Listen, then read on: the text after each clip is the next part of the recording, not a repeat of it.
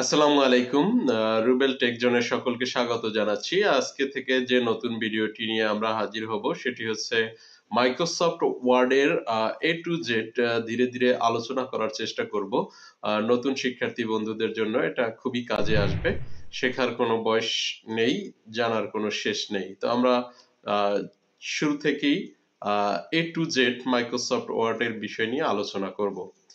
তো প্রথমেই আমি যেহেতু মাইক্রোসফট ওয়ার্ডের 16 যে অ্যাপ্লিকেশনটি আছে সেটি ব্যবহার করতেছি, তো সেটি কিভাবে বের করতে হয় এটা আপনাদেরকে সব বিষয়গুলো থেকেই দেখাবো। প্রথমে আমরা স্টার্ট মেনুতে যাব, এখান থেকে আমরা অল প্রোগ্রামে যাব। অল প্রোগ্রামে গিয়ে আমরা এখান থেকে নিচের দিকে যাব, যেখানে ডব্লু আইকন দিয়ে দেখেন লেখা আছে ওয়ার্ড 2016। আমরা এটার উপরে ক্লিক করলেই আমাদের যে মাইক্রোসফট অ্যাপ্লিকেশনটি আছে সেটা ওপেন হয়ে যাবে। এরপর আবার আমরা অন্যভাবেও বের করতে পারি। আমরা এই স্টার্ট মেনুতে যাব, গিয়ে এই সার্চে লিখব ওয়ার্ড, WORD। এই দেখেন ওয়ার্ড লেখার আগেই কিন্তু এখানে চলে আসছে, আমরা এখানে ক্লিক করলেও চলে আসবে। এছাড়া আমরা ভিন্নভাবেও বের করতে পারি, সেটা হলো আমরা যদি মাউসের রাইট বাটনে ক্লিক করি, এখানে একটা শর্টকাট ডকুমেন্ট নেই, নিউতে ক্লিক করার পর এই যে দেখেন ডকুমেন্ট লেখা আছে, ওয়ার্ড ডকুমেন্ট। আমরা এটার উপরে যদি ক্লিক করি, দেখেন এখানে একটা ওয়ার্ড ডকুমেন্ট ক্লিক হয়ে গেছে। আমরা যদি এটার উপরে ক্লিক করি, আমাদেরকে কিন্তু সেই মাইক্রোসফট ওয়ার্ডের যে ওয়ার্ড ডকুমেন্ট ফাইলটা আছে সেখানে নিয়ে যাবে। তো আমরা এভাবে মাইক্রোসফট ওয়ার্ডটাকে ওপেন করতে পারি। তো আমরা আবার দেখতেছি যে কিভাবে ওপেন করতে হয়। আমরা যদি এখানে শর্টকাট নিয়ে এনে রাখি, তাহলে এখান থেকেও আমরা বের করতে পারবো। তো আমরা এটার উপরে ক্লিক করলাম। ক্লিক করার পর দেখেন এখানে আমার ব্ল্যাঙ্ক ডকুমেন্ট নামে একটি অপশন চলে আসবে। আমরা এই ব্ল্যাঙ্ক ডকুমেন্টের উপরে ক্লিক করব, অথবা অনেকগুলো টেমপ্লেট দেওয়া থাকবে। যদি আপনারা এই টেমপ্লেট অনুসারে কাজ করতে চান, সাজাতে চান, ক্যালেন্ডার তৈরি করতে চান, ব্যানার তৈরি করতে চান, এখান থেকেও করতে পারবেন। তো আমরা জাস্ট প্রথমে যেহেতু আমরা একটা ব্ল্যাঙ্ক ডকুমেন্টে কাজ করব, সেজন্য ব্ল্যাঙ্ক ডকুমেন্টের উপরে ক্লিক করলাম। ব্ল্যাঙ্ক ডকুমেন্টে ক্লিক করার পর দেখবেন যে আমাদের যে লেখার জন্য যে পেজটা দরকার সেটা এখানে চলে আসছে, এই যে দেখা যাচ্ছে। তো এবার আমরা এটার পার্ট বাই পার্ট আলোচনা করব। প্রথমেই দেখেন আমরা যে উপরে যে হেডিংটা দেখতে পাচ্ছি, এখানে টাইমলাইনে লেখা আছে ডকুমেন্ট 1। যেহেতু আমি এক নাম্বার ডকুমেন্ট অন করছি, সেজন্য এটা ডকুমেন্ট 1 লেখা আছে। যদি আমরা এটাকে কোনো নাম দিয়ে সেভ করি, তাহলে কিন্তু এখানের এই নামটা পরিবর্তন হয়ে যাবে। তো এখানে এই টাইমলাইনে আর কি কি আছে আমরা দেখে নেই। দেখেন এখানে আছে কাস্টমাইজ কুইক অ্যাক্সেস টুলবার। এই টুলবার এর ভিতরে আমরা এখানে 3টা জিনিস রাখা আছে, এক সেভ, তারপর আছে আন্ডো এবং রিডো। তো এছাড়াও যদি আমরা এখানে আরো অনেক কিছু নিয়ে আসতে চাই, তাহলে নিয়ে আসতে পারবো, কোনো সমস্যা নেই। আমরা যদি এখানে ওপেন কে নিয়ে আসি, এই যে ওপেন চলে আসলো। আমরা যদি এখানে নিউ কে নিয়ে আসি, এখানে নিউ একটা ডকুমেন্ট চলে আসলো। এটা হচ্ছে আমার এই যে এখানকার কাস্টমাইজ রিবনের কাজ। এরপর আছে আমার দেখেন এই হেডারের দিকে এখানে গিয়ে আরো 3টে অপশন, রিবন ডিসপ্লে অপশন। আমি যদি এটার উপরে ক্লিক করি, তাহলে দেখেন এখানে অটো হাইড রিবন, আমার সমস্ত রিবন গুলো চলে গেছে। আবার যদি আপনি এখানে ক্লিক করেন, দেখেন লেখা আছে শো ট্যাব। আমার এখানে সবকিছুই যেভাবে আপনি চাবেন সেভাবেই কিন্তু পেয়ে যাবেন। এরপর আছে দেখেন মিনিমাইজ। এই মিনিমাইজের উপরে ক্লিক করলে এই ডকুমেন্টটা মিনিমাইজ হয়ে যাবে।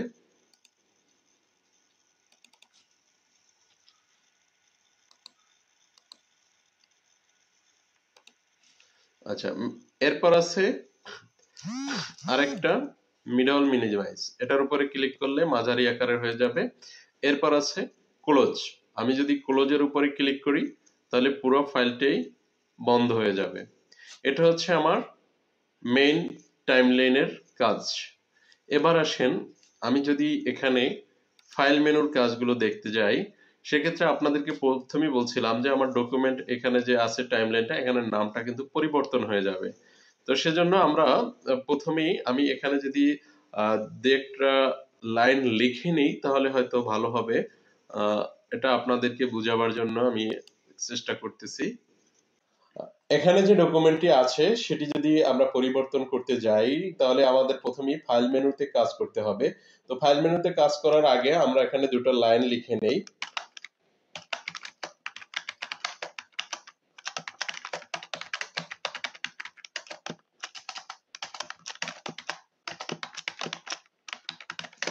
আচ্ছা, এই লাইনটা লেখার পরে আমরা দেখেন আমি যদি এখানে ফাইলে যাই, ফাইলে যাওয়ার পর আমার এখানে ফাইল মেনুতে কি আছে, ইনফরমেশনে যদি আমি যাই, এখান থেকে প্রোটেক্টেড ডকুমেন্ট, আমি যদি এই ডকুমেন্টটাকে পাসওয়ার্ড দিয়ে রাখি তাহলে কেউ ওপেন করতে পারবে না পাসওয়ার্ড ছাড়া। আর দেখেন এখানে প্রপার্টিস আছে, প্রপার্টিস সাইজ আছে, তারপর পেজ নাম্বার 1 আমি ওয়ার্ড টাইপ করছি 6টা, টোটাল এডিটিং টাইম 6 মিনিট, এবং দেখেন এখানে ক্রিয়েট টাইম আমি এটা একটা 13 PM এ এটা ক্রিয়েট করেছিলাম। সব তথ্য কিন্তু এখানে দেওয়া আছে। তো আমরা এখানে নিউতে গেলে নতুন আরেকটা ডকুমেন্ট নিতে পারবো, ওপেনে গেলে আমার পুরনো সেভ করা যত ডকুমেন্ট আছে সেগুলো বের করতে পারবো। এবার আসলাম সেভে। এখন যদি আমি এটাকে সেভ করি, আমি এটাকে সেভ করব আমার ডকুমেন্ট যেখানে রাখা যায় ঠিক সেখানেই। আমি এই যে ডকুমেন্টের উপরে ক্লিক করলে দেখেন এখানে নাম চলে আসছে। আমি যদি এই নামে সেভ করি তাহলে এই নামে দিতে পারবো, অন্য নাম সেভ করলে অন্য নামে দিতে পারবো। আমি এই নামটাই সেভ করে দিলাম। দেখেন এটা দেওয়ার সাথে সাথে উপরের কিন্তু হেডিংটা পরিবর্তন হয়ে গেছে। এখন কিন্তু এটা সেভ হয়ে গেছে। এবার যাই ফাইলের সেভে গেলাম। আমি যদি এই ফাইলটাকে অন্য নামে সেভ করি তাহলে কিন্তু সেভ অ্যাজ দিয়ে, এবং ডকুমেন্টটা যদি আমি কোনো পরিবর্তন আনি তাহলে কিন্তু এখানে সেভ অ্যাজ দিয়ে আমরা পরিবর্তন করতে পারবো। এরপর আছে এক্সপোর্ট পিডিএফ, আপনি যদি এই ফাইলটাকে পিডিএফ করতে চান এখান থেকে করতে পারবেন। এরপর আছে প্রিন্ট, আমরা যদি এখানে প্রিন্টের উপরে ক্লিক করি দেখেন এখানে প্রিন্টারের নাম চলে আসবে। কিভাবে আমরা প্রিন্ট দেব এটা অন্য একটা ভিডিওতে দেখাবো, তারপরও দেখিয়ে দিচ্ছি যেহেতু ফাইল মেনুর কাজ তাই ফাইল মেনুর বিস্তারিত আলোচনা করছি। এরপর আছে শেয়ার এখান থেকে দরকার নেই, আমরা এক্সপোর্টে গেলাম। এক্সপোর্টের মাধ্যমে যদি আমি ক্রিয়েট পিডিএফ এর উপর ক্লিক করি তাহলে আপনি কিন্তু এই ডকুমেন্টটাকে পিডিএফ করে পাঠাতে পারবেন। এরপর আছে ক্লোজ, আপনি যদি ক্লোজে ক্লিক করেন সমস্ত ফাইলটা দেখেন বন্ধ হয়ে গেল। আমি আবার ফাইলে গেলাম, ফাইলে গিয়ে ওপেনের কাজ, ওপেনের উপরে ক্লিক করে আমি আমার ডকুমেন্টের উপর ক্লিক করলাম, আবার ডকুমেন্টটা খুলে গেল। এ হচ্ছে আমার ফাইল মেনুর কাজ। তো আমরা ফাইল মেনুর পরে যে বড় মেনুটা রয়েছে যেটা সবচেয়ে বেশি গুরুত্বপূর্ণ কাজ সেটা হলো হোম মেনু। এই হোম মেনুর ভিতরে অনেকগুলো রিবন দেওয়া আছে, সেই রিবনে আমরা কাজ করব। এখানে যে বিষয়বস্তুগুলো রয়েছে আমি বিস্তারিত আলোচনা করছি এবং প্র্যাকটিক্যালও আপনাদেরকে দেখাচ্ছি। যারা নতুন শিক্ষার্থী তাদের এই ভিডিওটা কাজে লাগবে। তো দেখেন প্রথমে আছে কি হোম মেনুতে কাট, কপি, পেস্ট অর্থাৎ ক্লিপবোর্ড। এই হোম মেনুর ভিতরে কিন্তু পার্ট আছে, ক্লিপবোর্ড একটা, ফন্ট একটা, প্যারাগ্রাফ একটা, স্টাইল একটা, এডিটিং একটা এবং পিডিএফ একটা। তো আমরা যদি এখানে খেয়াল করি যে ক্লিপবোর্ড দেখেন তিনোটা বিষয়বস্তু হাইড হয়ে আছে। এখানে আমাদের কেন হাইড হয়ে আছে, আমরা এখন পর্যন্ত যে ডাটাটাকে বা যে লাইনটাকে আমরা আইডেন্টিফাই করব বা কপি পেস্ট করব সেটা এখনো সিলেক্ট করিনি। অর্থাৎ আমরা যদি কোনো কাজ করতে যাই আগে অবশ্যই নির্দিষ্ট করতে হবে যে আমি কি কাজ করতে চাই, কাকে সিলেক্ট করতে চাই, কাকে কি করতে চাই। তো আমি যদি এখান থেকে এই লাইনটাকে পুরো সিলেক্ট করি, দেখেন সিলেক্ট করার সিস্টেম আপনাদেরকে দেখিয়ে দিচ্ছি। আপনারা যদি সিলেক্ট করতে চান মাউস দিয়েও করতে পারবেন, কিবোর্ড দিয়েও করতে পারবেন। মাউস দিয়ে হলো বাম পাশের যে কার্সরটি আছে সেটি চেপে ধরে আপনি ডান দিকে আসবেন, সিলেক্ট হয়ে যাবে। অথবা আমি কিবোর্ড দিয়ে দেখাই, শুরুতে আমি যদি কার্সরটা থাকে তাহলে আপনি কি করবেন, আমি এখানে আপনাদেরকে কিবোর্ডে দেখাচ্ছি। দেখেন আমরা যে কিবোর্ডের মাধ্যমে কিভাবে এটা করে থাকি, এ হলো কিবোর্ড। প্রথমে এখানে এসে আমি এই যে শিফট আছে, শিফটটা চেপে ধরবো, তারপর এই যে 4টা অ্যারো কি আছে, এই অ্যারো কির মাধ্যমে দেখেন আমি শিফট চেপে ধরা অবস্থায় যতটুকু নিতে চাই ততটুকুই আমার এখানে কিন্তু কপি হবে। আমি এটাকে দেখেন আবার দেখাচ্ছি, আমার কার্সারটা যেখানে থাকবে সেখানে শিফট চেপে ধরে অ্যারো কির ডান দিকে আমি যদি কপি করতে চাই, ডান দিকে এভাবে ক্লিক করে আমি কপি করতে পারবো, অথবা মাউস দিয়ে এভাবে চেপে ধরে ড্র্যাগ করে কপি করতে পারবো। সিলেক্ট করে নিলাম। সিলেক্ট করার পর দেখেন এখানে আমার দুটো অপশন চালু হয়ে গেছে, অর্থাৎ এতক্ষণ হাইড ছিল, এখন কিন্তু উজ্জ্ব হয়ে গেছে, আনহাইড হয়ে গেছে। আমি এখানে কপিতে ক্লিক করলাম, দেখেন সাথে সাথে আমার পেস্ট চলে আসছে। এখন যদি আমি এটাকে নিচের লাইনে নিতে চাই, এই যে এন্টার বাটন দিয়ে আমি নিচের লাইনে চলে আসলাম। এবার আমি পেস্ট করব। এই কাট কপি পেস্ট কয়েকটা ভাবে করা যায়, আমি আপনাদেরকে প্রথমে ক্লিপবোর্ডের মাধ্যমে দেখাচ্ছি, মাউসের মাধ্যমে দেখাবো, কিবোর্ডের মাধ্যমে দেখাবো। প্রথমে আমরা অপশনাল যে ক্লিপবোর্ড আছে সেটার মাধ্যমে করতেছি। প্রথমে আমি পেস্টের উপরে ক্লিক করলাম, দেখেন আমার এটা কিন্তু কপি হয়ে গেছে। এখন কিন্তু এখানে আর কপি নাই, শুধু পেস্ট করা আছে। তো আমি এবার কিবোর্ডের মাধ্যমে করে দেখাই। এবার আমি এই লাইনটাকে কপি করব। তো এটাকে আমি এখানে কার্সর রাখলাম, কিবোর্ডের মাধ্যমে যেহেতু করব, শিফট চেপে ধরে, এই যে শিফট চেপে ধরে আমরা অ্যারো কিতে চাপ দিলাম, দেখেন আমার এটাকু সিলেক্ট হয়ে গেছে। এবার আমরা কপিতে ক্লিক করব, কিন্তু এইখানে না, আমরা কিবোর্ড দিয়ে করব। প্রথমে আমরা কন্ট্রোল নেব, কন্ট্রোল সাথে সি, কন্ট্রোল প্লাস সি যাকে বলা হয়, আমরা কন্ট্রোল চেপে ধরে সিতে চাপ দিলাম, দেখেন আমার এতটুকু কপি হয়ে গেছে। এবার আমরা এখানে মাউসের কার্সর রেখে আবার পেস্ট করব, কন্ট্রোল এই যে ভি, আমরা যদি ভিতে চাপ দিই, দেখেন সাথে সাথে আমার এখানের লাইনটা এখানে চলে আসছে। এটা হলো আমার কিবোর্ডের কপি। ঠিক আছে, আপনাদের দেখাবার জন্য আমি আবার দেখাচ্ছি, দেখেন C T R L plus C, এই হলো আমার কপি। আর paste CTRL control plus V সমান হলো পেস্ট। এই হলো আমার কন্ট্রোল পেস্ট। এবার আমি চাচ্ছি এই লাইনটাই এখানে থাকবে না, আমি এতটুকু ড্র্যাগ করে কোন জায়গা থেকে নিব, শিফট চেপে ধরে মাউস অথবা কিবোর্ড থেকে অ্যারো কি দিয়ে আমি এতটুকু এখানে রাখবো না। তো আমি এটাকে এখান থেকে, এই যে কাট, দেখেন এখান থেকে করতে পারবো, অথবা শর্টকাট লেখা আছে দেখেন কন্ট্রোল প্লাস এক্স, আমি যদি এটার উপরে ক্লিক করি এটা নাই। এখন আমি এটাকে এখানে দিব, আমি আবার সেই দেখেন কন্ট্রোল ভিতে পেস্ট করলাম, এটা এখানে চলে আসছে। তাহলে এটার শর্টকাট কি হলো, CTRL প্লাস এক্স সমান কাট, CUT।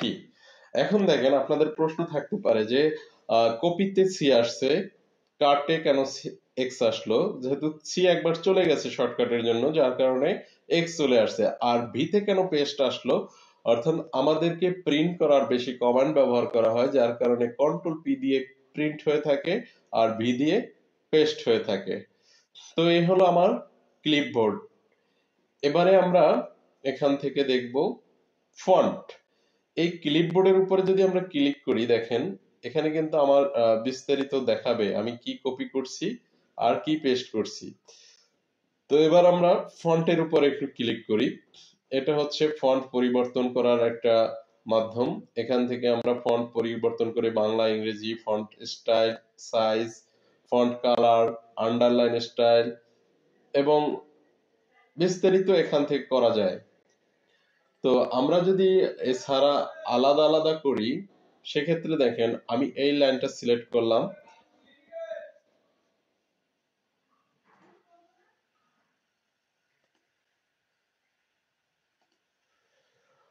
আমরা এই লাইনটা যদি সিলেক্ট করার পরে দেখেন ফন্টের কাজগুলো আমি এখানে যেহেতু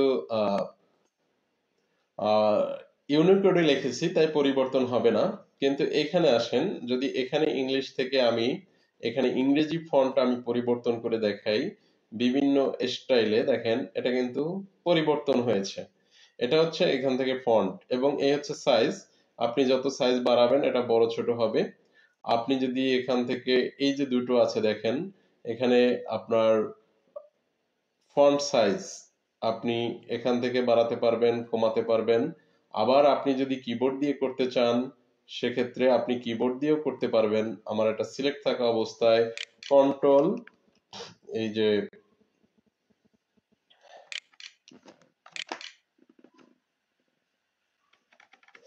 কন্ট্রোল সেকেন্ড ব্র্যাকেট এবং এই যে আমার দেখেন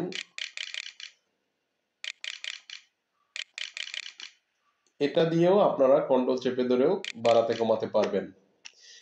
এরপর হচ্ছে আমার এখানে দেখেন লেখা আছে চেঞ্জ কেস, অর্থাৎ অনেক সময় আমরা এটা দেখেন ক্যাপিটাল লেটার লেখা আছে, আমি যদি এটা বলি যে না এটাকে আমি লোয়ার কেস ছোট হাতে লিখতে চাই তাহলে কিভাবে করব। দেখেন এখানে আমার ফন্টটা অবশ্যই এখান থাকুক। এবার আমি এটাকে যদি ক্লিক করে দেই যে এটা আমার আপার কেস হবে বড় হাতের, দেখেন এটা বড় হাতের হয়ে গেছে। না এটা লোয়ার কেস চাই আমি, এটা ছোট হাতের হবে। আমি চাই না ক্যাপিটাল ওয়াইজ ইস লেটার, দেখেন প্রত্যেকটা ক্যাপিটাল লেটার ফার্স্ট ওয়ার্ডের আগে চলে আসছে। এভাবে আমরা কিন্তু করতে পারবো। তো আমি উপর থেকে নিচের দিকে আসতেছি।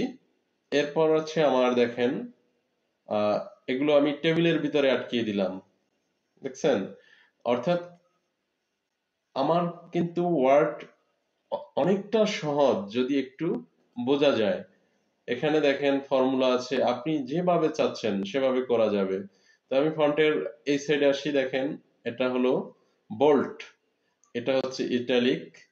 তারপর আমি বোল্ট ইটালিক কোনোটাই চাচ্ছি না, আমি চাচ্ছি আন্ডারলাইন। এই যে দেখেন আমি কিভাবে আন্ডারলাইন দিব, সবগুলো কিন্তু আন্ডারলাইন হয়ে যাচ্ছে। আমি যদি ডট ডট দিয়ে দেই যেভাবে আপনি চান এই স্টাইল পরিবর্তন করে দিতে পারবেন। এরপর আছে দেখেন সাবস্ক্রিপ্ট, এটা হচ্ছে নিচে লেখা ছোট উপরে লেখা, যে আমরা আহ, বিশেষ করে এখানে লিখে দেখাই।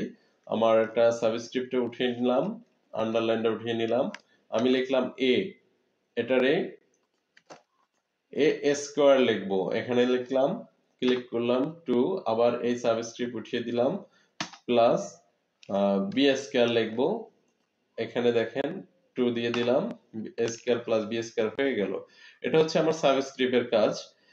তো এরপর আছে আমি এখানে সিলেক্ট করলাম ডাটাগুলো, আবার দেখাচ্ছি। এখানে আছে কালার, দেখেন এখানে কালার আছে, আপনি যেভাবে যে কালারটা চুজ করবেন সেটা সেই স্টাইলে হয়ে যাবে। এরপর আছে আপনার কালার, দেখেন এটা হচ্ছে স্টাইল, আপনি স্টাইলটা এখান থেকে দিতে পারবেন। আর হচ্ছে কালার। তো এই হচ্ছে আমার ফন্টের কাজ। এরপর আসছে আমার নাম্বারিং অর্থাৎ প্যারাগ্রাফের সিস্টেমের যে কাজগুলো, এগুলো আপনাদেরকে দেখাচ্ছি। এখানে দেখেন আমার প্রথমেই আছে বোল্টার। আমি যদি এখান থেকে যে স্টাইলটা, এগুলো আপনারা দেখছেন যে আমার লেখার শুরুতে থাকে, এটা আপনি যেটা দিয়ে দিবেন সেটাই আসবে। এরপর আছে নাম্বারিং, আপনি যদি নাম্বারিং চান নাম্বারিং আসবে। এরপর আছে রোমান সংখ্যা থেকে আপনি যে ধরনের ক্যাটাগরির নাম্বারিং চান সেটা আসবে। এরপর আছে আপনার শর্ট করা, এই তিনটার ভিতরে কে আগে আসবে কে পরে যাবে। আহ, আমি যদি শর্টের উপরে ক্লিক করি দেখেন এখানে সি দিয়ে শুরু, যার কারণে সবগুলো সি দিয়ে আগে আসছে। এরপর আছে আমার অ্যালাইনমেন্ট। অ্যালাইনমেন্ট কিন্তু আমাদের চার প্রকার: লেফট অ্যালাইনমেন্ট, তারপর সেন্টার অ্যালাইনমেন্ট, তারপর হলো রাইট অ্যালাইনমেন্ট এবং জাস্টিফাই অ্যালাইনমেন্ট। এগুলো দিয়ে আমরা অ্যালাইনমেন্টের কাজ করে থাকি। এরপর আছে আমার লাইন স্পেসিং, এই লাইনের ভিতরে আমার কতটুকু গ্যাপ থাকবে সেটা এখান থেকে করা হয়, দেখেন আমি এই যে কমিয়ে দিলাম। এরপর আছে আমার শেডিং, আমি যদি লাইনগুলো এভাবে কালি দিয়ে লিখতে চাই সেটাও আমরা এখান থেকে লিখতে পারবো। এরপর আছে টেবিল বক্স। আমি যদি এখানে অল টেবিলের ভিতরে নিয়ে যাই আমি কিন্তু এখান থেকে সেটাও বর্ডার দিয়ে করতে পারবো। এ হলো আমার প্যারাগ্রাফ। এরপর স্টাইল আমাদের দরকার নাই। এরপর আছে ফাইন্ড। আমি খুঁজতে চাই, কাকে খুঁজতে চাই? দেখেন এখানে যদি আপনি কন্ট্রোল এক্স বা শুধু কন্ট্রোলটাকে আমরা খুঁজবো, এখানে আমি কন্ট্রোল সিলেক্ট করলাম, কন্ট্রোল ফাইন্ড করলাম, দেখেন আমাকে 3টা রেজাল্ট দেখাচ্ছে। এবার আমি এখানে সিটিআরএল এর জায়গায় অন্য কিছু লিখে দিব, সেক্ষেত্রে আমরা রিপ্লেসের উপরে ক্লিক করলাম। রিপ্লেসে গিয়ে আমি এখানে যদি লিখি, না এখানে আমি এটা লিখবো এএলটি, আমি এএলটি লিখে রিপ্লেস অল দিয়ে দিলাম। দেখেন ইয়েস, আমার তিনটা রিপ্লেস হয়ে এএলটি হয়ে গেল। এবার আমি যদি এখানে পুনরায় ফিরে আসতে চাই, দেখেন এইখানে দেখাইছিলাম আন্ডো এবং রিডো। এটাকে আপনি সংক্ষিপ্ত নিতে পারলে, যদি শর্টকাট নেন তাহলে দ্রুত কাজ করতে পারবেন। সেক্ষেত্রে আমরা কন্ট্রোল জেটে ক্লিক করলে দেখেন সাথে সাথে পরিবর্তন হয়ে গেল। আমি যদি আবার পুনরায় ফিরে যেতে চাই তাহলে কন্ট্রোল ওয়াইতে ফিরে গেলে আমি আবার কিন্তু যেটা ছিল সেটাই চলে গেলাম। কন্ট্রোল জেড দিয়ে আমরা বেশিরভাগই আন্ডো এবং রিডো ব্যবহার করে থাকি। এরপর হলো আমাদের ফাইন্ড রিপ্লেস। এরপর আছে ক্রিয়েট পিডিএফ। যদি আমি এটাকে পিডিএফ আকারে রাখতে চাই তাহলে সেটা পিডিএফ করতে পারবো। তো আজকের এই ভিডিওতে এ পর্যন্তই শেষ করছি। পরবর্তী ভিডিওটি আসবে আমাদের যে এখানে ইনসার্ট মেনু, সেই ইনসার্ট মেনুতে কি কি কাজ আছে সেগুলো দেখাবো আপনাদেরকে, ডিজাইনে কি কাজ আছে, লেআউটের কি কাজ, বাকি কাজগুলো নিয়ে দ্বিতীয় পর্ব থাকছে মাইক্রোসফট ওয়ার্ডের। খুব দ্রুতই, ততক্ষণ এই ভিডিওটি মনোযোগ সহ দেখুন। আর আমিও যে কম্পিউটারের সবকিছু পারি এমনও না, যতটুকু জানি ততটুকু জানাবার চেষ্টা করতেছি। ভুল ত্রুটি হলে ক্ষমা সুন্দর দৃষ্টিতে দেখবেন। আল্লাহ হাফেজ।